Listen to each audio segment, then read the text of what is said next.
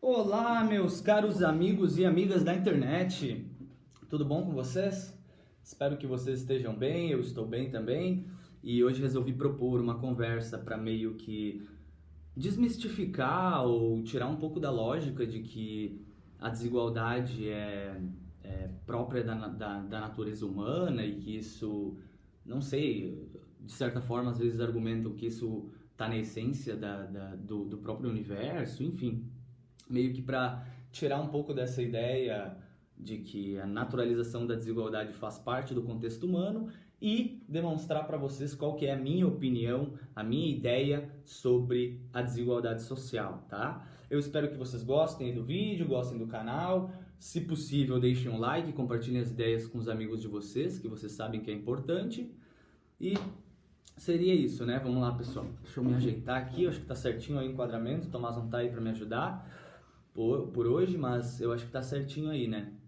Enfim, pessoal, pelos meus descaminhos aí na internet, andando às vezes e visitando certas páginas e certos vídeos, eu tenho um certo costume de me deparar às vezes com pessoas naturalizando a desigualdade ou falando que a desigualdade não tem uma solução propriamente dita e geralmente tirando a problemática central da desigualdade e elevando o debate para o sentido do combate à pobreza e miséria, né?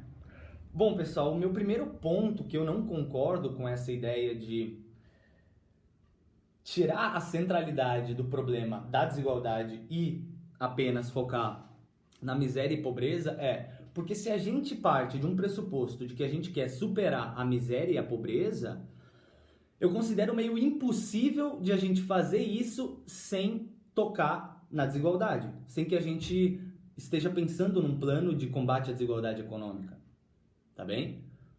Porque a partir do momento que um país, um território, gera o seu produto interno bruto, gera o seu conjunto de riquezas anualmente, vamos falar assim, se a gente quiser combater a desigualdade não, se a gente quiser combater a miséria e a pobreza, a gente invariavelmente vai ter que separar boa parte desses recursos e fazer um projeto para essas pessoas que estão em situação de vulnerabilidade. Tô certo? Sim, tô certo. Portanto, pessoal, o que acontece? Não há como tu fugir da divisão dessa torta. Entendem?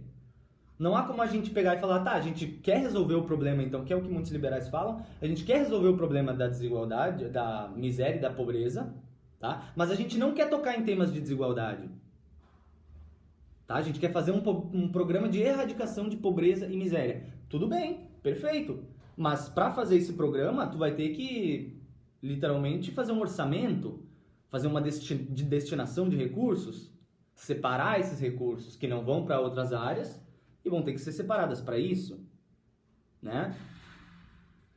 Às vezes vai ter que aumentar a arrecadação, aumentar impostos, talvez por iniciativa daí queiram taxar uma grande fortuna para fazer parte dessa arrecadação e conseguir destinar para quem está participando da miséria ou da pobreza. Mas notem bem, é impossível da gente fugir do tema da desigualdade. Se a gente vai falar de pobreza e miséria, a gente invariavelmente vai falar de desigualdade econômico-social. Não? Eu acredito que sim, essa é a minha opinião. Minha opinião é: a desigualdade em si é o maior problema que a sociedade brasileira enfrenta nos dias de hoje, e os seus microproblemas, vamos considerar assim, advêm todos dessa grande problemática que é a desigualdade social brasileira, né? Que está entre uma das mais altas no mundo, né, pessoal? Então, quando a gente vai falar de combate à pobreza ou miséria, como alguns liberais falam, por não quererem adentrar num tema de desigualdade, por exemplo, acaba sendo um pouco contraditório, porque se a gente vai então entrar no tema de combate à pobreza e à miséria, e combate, por exemplo, às pessoas que sofrem com situação de vulnerabilidade alimentar, por exemplo, a gente por óbvio, vai ter que separar recursos daqueles que já têm, os abastados, vamos ter que talvez taxar o patrimônio deles, encontrar a fiscalização certa para esse patrimônio e destinar para quem de fato precisa. Né? A gente precisa fazer políticas de aumento do salário mínimo, que eu já falei aqui para vocês que eu acredito que tem que ser substancialmente aumentado, né? Porque é impossível acreditar que R$ 1.100 garantem as condições mínimas que a Constituição consagrou, que precisam ser capazes, né, do salário mínimo, que precisam ser garantidas. Né? Então é impossível R$ 1.100 garantirem todas aquelas condições. Né? Então ele tem que ser substancialmente aumentado. E aí sim, se a gente tem um aumento substancial do salário mínimo e a gente tem uma diminuição das taxas de lucros dos empresários que vêm lucrando muito e, por exemplo, reduzindo taxas de juros, que aqui no Brasil sempre foi muito elevada, né? Porque aqui no Brasil, depois do Plano Real principalmente, os banqueiros gostaram de viver desse lucro, né? E a gente criou aí uma classe financeiro-rentista. Então, acredito que a gente teria que separar essas políticas e ver, olha, isso aqui está dando lucro para muitas pessoas e tem muitas outras pessoas que não estão tendo a condição, a oportunidade de participar dessa vida social. Portanto, se a gente quer fazer um enfrentamento digno, de verdade, contra a pobreza e a miséria, por óbvio, novamente, a gente vai ter que tocar na desigualdade, na questão patrimonial, na questão da distribuição de riquezas. Tá bem? Aí, quando eles fazem essas análises falando sobre desigualdade, eles naturalizam a desigualdade. Eles falam, não, mas é que aí que tá. Por que a gente quer focar na pobreza e na miséria? Porque a desigualdade, ela tá ligada intrinsecamente a valores humanos. A gente é desigual por natureza.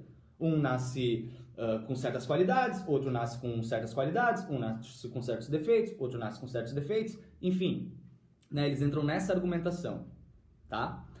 Só que, pessoal, quando tu entra nessa argumentação, tu desconsidera literalmente uma das ciências sociais mais importantes para a gente entender a nossa realidade social, que é qual? A história humana. Né? Então, quando tu encara a história humana, tu vai ver que a desigualdade econômico-social nada tem a ver com as particularidades de cada pessoa, tá? E a desigualdade sim tem a ver com o quê? Medidas políticas, medidas econômicas e medidas sociais. Tá bem? Então, quando se naturaliza a desigualdade, se fala, a desigualdade é, sei lá, natural do universo, a desigualdade faz parte da natureza.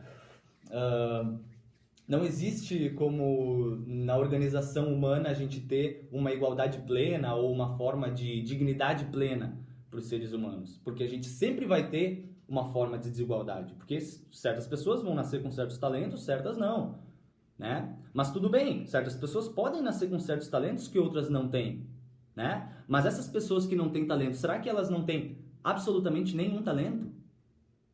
É óbvio que não, porque um talento depende de aprimoramento, né?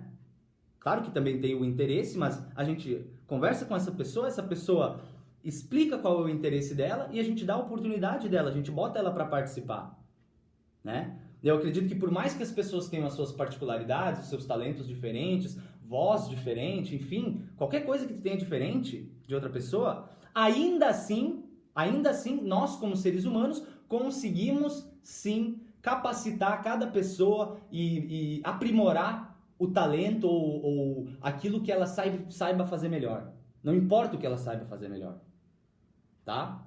Mas a gente consegue aprimorar e dá sim uma mobilidade social, dá sim um perfeito encaixamento para essa pessoa na sociedade. Tá bem? Então, se a gente parte dessa lógica de que a desigualdade é uma coisa comum, Desculpa, pessoal, tô suando aqui que tá bem quente.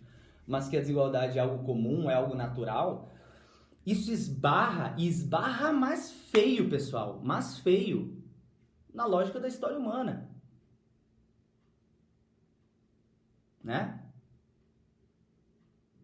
Porque a história humana, quando a gente tem uma perspectiva de encarar resoluções de conflitos, períodos de desigualdade extrema, enfim, tu vai notar que as desigualdades, elas se montam, elas se estruturam derivadas de medidas políticas, econômico-sociais. Tá bem? Então não adianta fugir disso, não adianta falar, a desigualdade é natural, não há o que fazer disso. Errado, errado. E nega que existem medidas capazes de deixarem a desigualdade extremamente diminuída. Né? É como se, por exemplo, negassem todas as políticas que foram feitas lá no norte da Europa, nos países nórdicos. É como se negassem tudo aquilo que vem sendo feito na China nos últimos, pelo menos 30, quase 40 anos. Né? Eu gostaria de trazer um dado aqui para vocês que, se não falha a minha memória, a China botou em 20 anos, se eu não me engano, ou em 15 anos, 400 milhões de pessoas. Isso é 2 Brasil. 2 Brasil. 400 milhões de pessoas na classe média. Tá bem? Então a China sim está enfrentando a miséria e a pobreza. Né? Por quê? Porque a China se concentra na desigualdade econômico-social. Né? Então, para mim, toda aquela pessoa, inclusive aí o candidato Sérgio Moro, que quando vai falar de desigualdade, mas fala de pobreza e miséria, né, que é a consequência da desigualdade, ele está pecando e muito, mostra que não tem nenhum fundo de embasamento teórico ali, sabe? É tão superficial, é tão raso para mim, é tão... Meu Deus!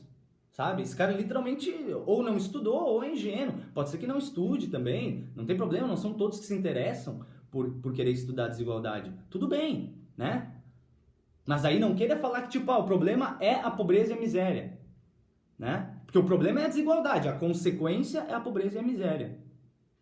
Tá bem? Então acho que por hoje seria isso, pessoal. Agradeço aí. Tá bem quente aqui, eu já tô suando. Então... que se possível, quem puder deixar um like, eu agradeço aí de coração, pessoal. Obrigadão mesmo por quem está acompanhando. E seria isso por hoje. Valeu!